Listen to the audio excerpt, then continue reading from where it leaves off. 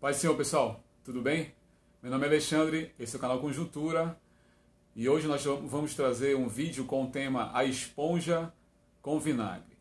Bom, desde já eu te convido a você se inscrever no canal, apertar no sininho para você receber as notificações, deixe seu comentário aqui embaixo que é muito importante sua participação e ao final do vídeo eu te convido a dar o like e compartilhar, certo?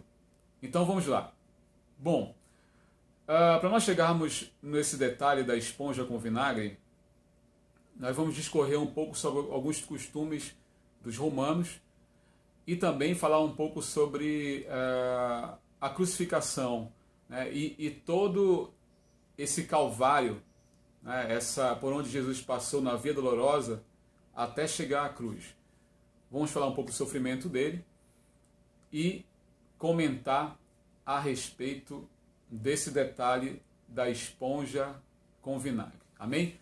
Desde já, Bíblia na mão, todo cristão não pode abrir mão da Bíblia nem da leitura, e eu te convido a abrir no livro de João, no capítulo 19.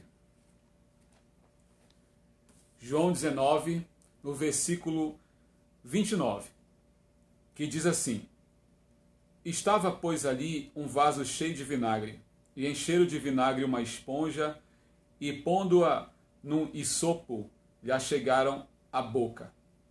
Amém? Então vamos lá. Bem, os romanos, eles tinham uma cultura de fazer determinadas coisas em conjunto.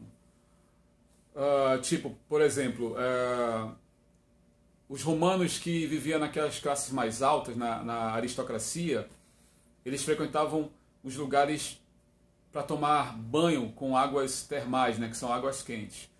E lá tinha a parte para os homens e a parte para as mulheres, e ali eles se juntavam em comunidade, tomavam banho juntos e passavam aquele momento todo conversando sobre política, sobre a questão dos jogos, né? Bom, assuntos variados, né? E eles faziam isso em comunidade, com muitas pessoas compartilhando aquele mesmo ambiente.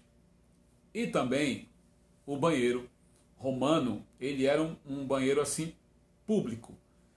Público e é descrito por vários historiadores, vários arqueólogos, que os banheiros públicos romanos, eles, assim como nós conhecemos hoje, tipo assim, um banheiro do shopping, né, que tem as divisões, né?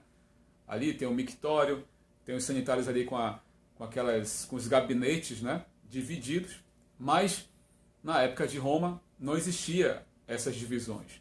Era um ambiente amplo, aberto, aonde ali tinha umas pedras grandes, né, trabalhadas, que cada pedra possuía uma abertura para a pessoa sentar ali e fazer a sua necessidade. E essa pedra, ela tinha vários buracos no qual a pessoa que fosse usar daquele banheiro, daquele assento, estava ao lado de uma outra pessoa. E ali também, naquele ambiente, eles também compartilhavam, conversavam, não é? Tanto é que alguns, como se tem ainda há pouco, historiadores e arqueólogos, eles dizem o seguinte, que também era comum ter no banheiro músicos e também pessoas queimando incenso, até pela questão do odor, né? Da urina, dos dejetos, né, que eram ali. Era um banheiro, né? E a questão da música também é por causa da flatulência, né? Naquele momento ali. Então, era um ambiente ali que eles usavam em comunidade mesmo. Então, quer dizer, não tinha essa divisão. E eles passavam algum tempo ali dentro. Então, e nesse ambiente também tinha um local que tinha um recipiente com vinagre e uma esponja que ficava nesse recipiente. Então a pessoa que se sentava naquele tipo de assento sanitário, ele ficava na frente de uma vala que corria água, né? E cada um podia pegar esse isopo, esse caniço, mais ou menos de uns 50, 80 centímetros. O isopo, inclusive, ele é um galho, né, de uma pequena árvore que era usada, né, para você espetar ali a esponja. Bom, então como é que funcionava isso? Os romanos tinham o vinagre como se fosse algo que limpava, né? Que fazia asepsia de instrumentos, né?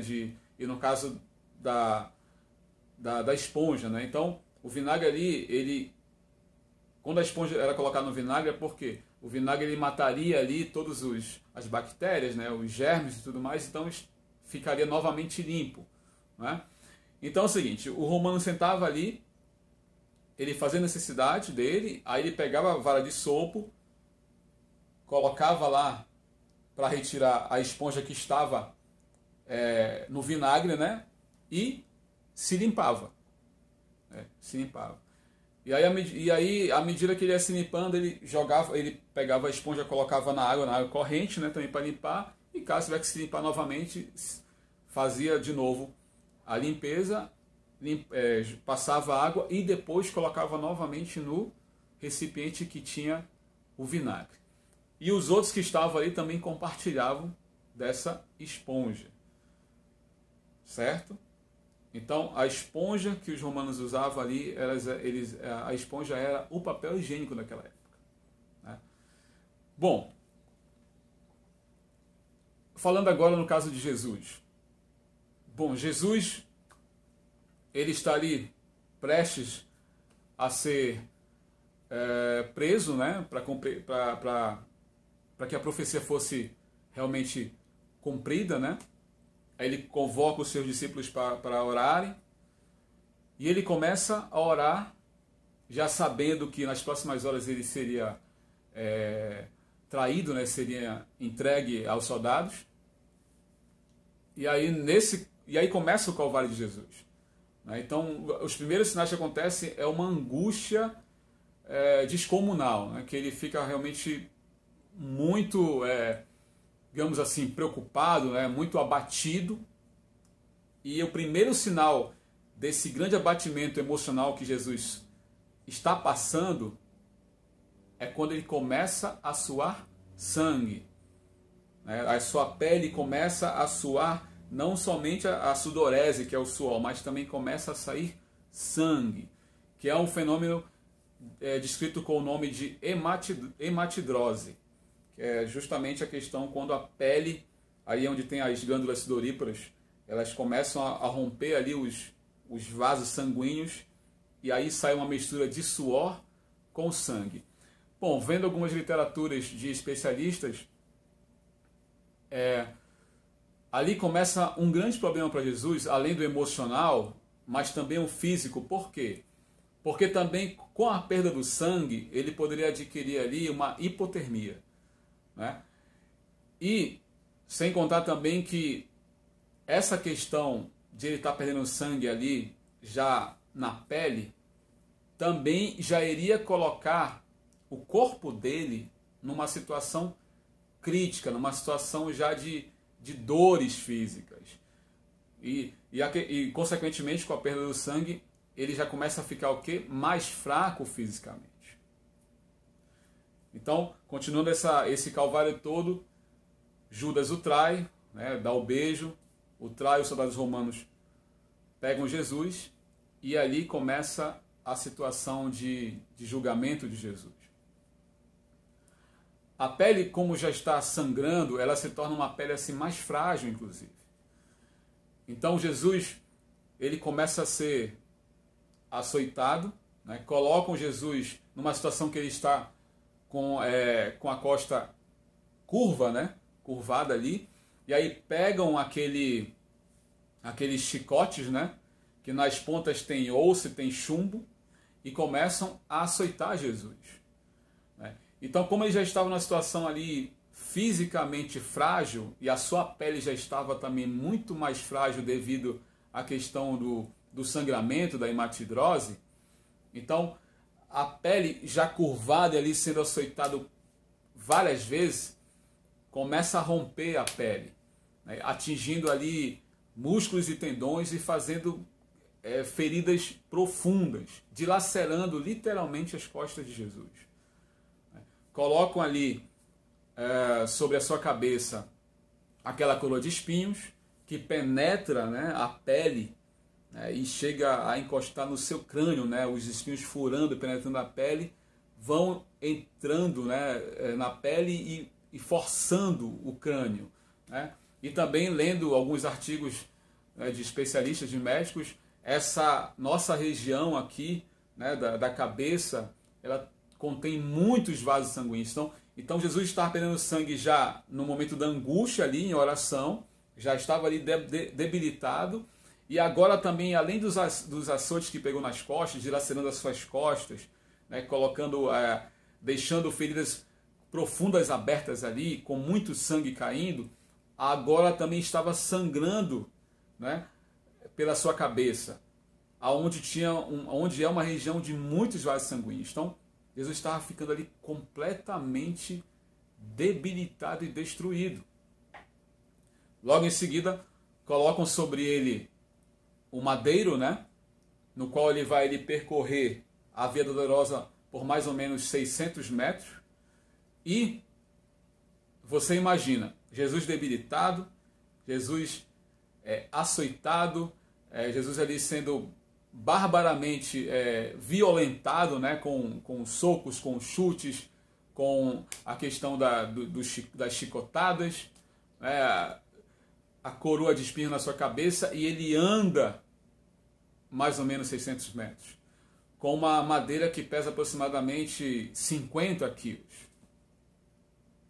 E aí ele vai caminhando até o Gólgota, e lá no Gólgota ele tem fincado nos seus pulsos os pregos de mais ou menos 15 centímetros. Os pregos entram nessa região aqui do pulso, né, entre os ossos que tem aqui. Então é como se aqui tivesse aqui uma argola, né, digamos assim, só para você ter uma noção, e esse prego entra nessa cavidade aqui, né, que passa entre os ossos dos dois pulsos. E também usa um prego um pouco maior e fincam-lhe nos seus pés. E o que acontece? Jesus, ele é colocado na cruz, e ali ele passa mais um sofrimento terrível. Terrível, terrível. Detalhe que antes, se nós pegarmos o livro de Mateus, no capítulo 27, vamos lá pegar Mateus 27,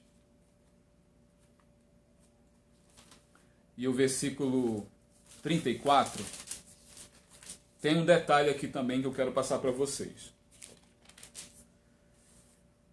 No versículo 34 de Mateus 27 diz assim, ó: deram-lhe a beber vinho misturado com fel, mas ele, provando, não quis beber. Aqui nós vemos essa situação que antes de João 19, 29, nós vemos aqui que os soldados romanos também tentaram dar para Jesus, numa esponja, vinagre com fel. E nesse momento ele nega. Por quê? Por que era usado o vinagre com fel? O vinagre com fel era usado para aquelas pessoas que iriam ser mortas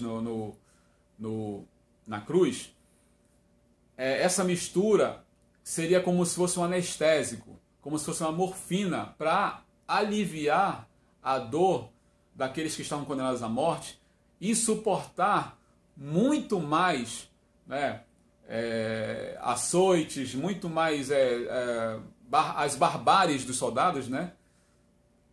E eles pudessem ali ser postos na cruz ainda com vida e ainda suportando todas essas barbaridades. Então, essa mistura causava ali funcionava como um anestésico, né? Para a pessoa não sentir tanta dor de todo o sofrimento que já estava ali passando. Só que Jesus decidiu não usar do fel com vinagre. Por quê? Porque ele queria passar toda essa provação sem nenhum tipo de droga, né, de algo que fizesse com que ele estivesse ali inconsciente. Pelo contrário, Jesus decidiu fazer todo esse calvário, passar por todo esse sofrimento consciente. completamente são. Tanto é que Jesus ele nem sequer bebia vinho, né? Vinho alcoólico.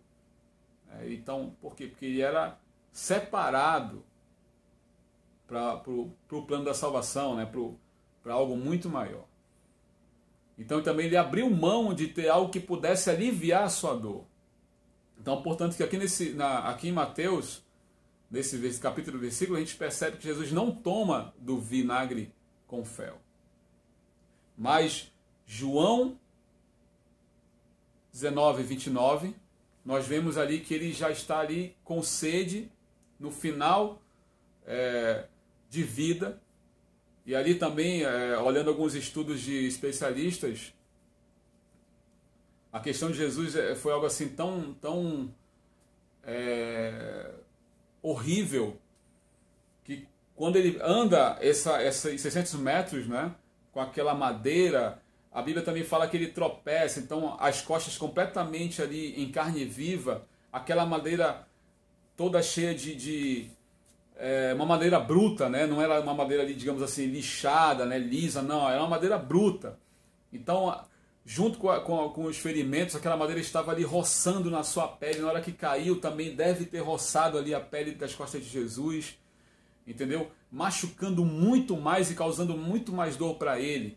E agora ele está ali na cruz, né? Fixado pelos cravos, né? Pelos grandes pregos, e ali ele tenta se mover, tanto é que ele ainda fala com o ladrão da cruz, dizendo para ele que aquele ladrão estaria salvo, ainda naquele momento, né? E você imagina que toda vez que Jesus teria que falar, ele teria que se levantar um pouco.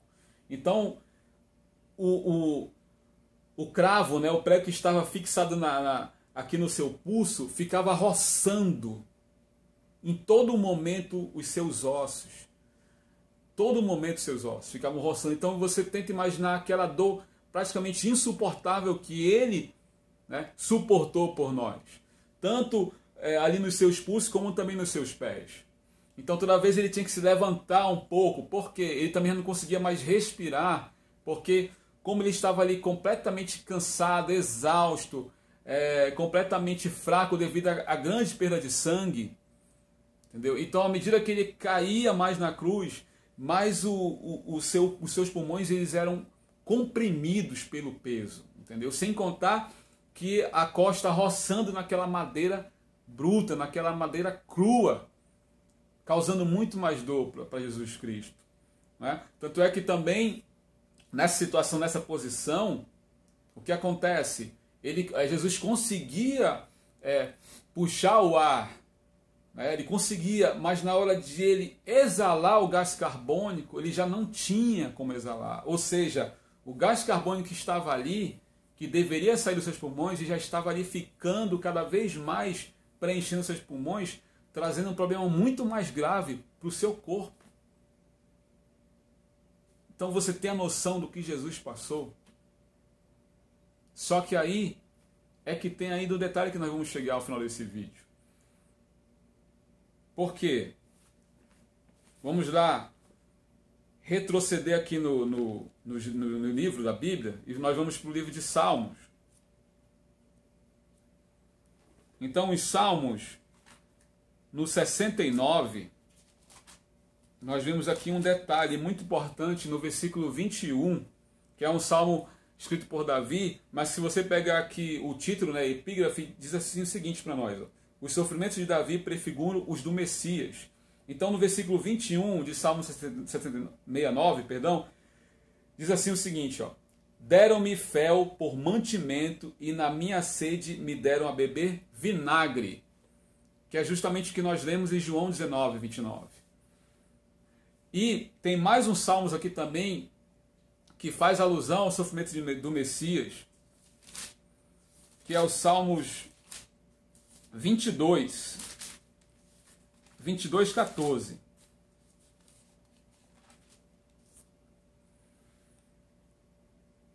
Como água me derramei e todos os meus ossos se desconjuntaram. O meu coração é como cera e derreteu-se dentro de mim. Voltando para João 19, 29, diz o seguinte, ó. Estava, pois, ali um vaso cheio de vinagre, e encheram de vinagre uma esponja, e pondo-a num isopo, lhe achegaram à boca. Meus irmãos, essa esponja não estava ali para limpar a espada, para limpar uma lança, não estava ali para limpar aquele que estava ali sendo crucificado. Nós vimos no começo do vídeo para que era usada, qual era a função da esponja na cultura romana. A esponja era o papel higiênico daquela época. Você está entendendo o quanto humilharam o nosso Senhor? E ele falou o seguinte, que tinha sede, ele estava com sede. O soldado romano pega o isopo, né? Pega a esponja, coloca vinagre e leva até a boca do Messias. Você tem a noção do que o nosso Senhor passou? A humilhação que ele teve, a humilhação que fizeram ali, como chacota, como um ser desprezível, algo que realmente uma pessoa que não tem valor, como se fosse qualquer um. Na verdade, nem qualquer um merece ser humilhado dessa forma, porque como a Bíblia fala que todo homem, toda pessoa, toda alma vale mais do que a riqueza desse mundo. No entanto, fizeram com Jesus Cristo todo tipo de humilhação, praticaram todo tipo de barbárie com ele, até usar um instrumento que era usado como papel higiênico e levar até a sua boca cheio de vinagre quando ele teve sede. E ele fala em seguida, e quando Jesus tomou o vinagre, aqui no versículo 30, disse, está consumado. E, inclinando a cabeça, entregou o Espírito. Ainda tem o soldado romano que pega aquela lança e penetra aqui no tórax de Jesus para confirmar a morte dele.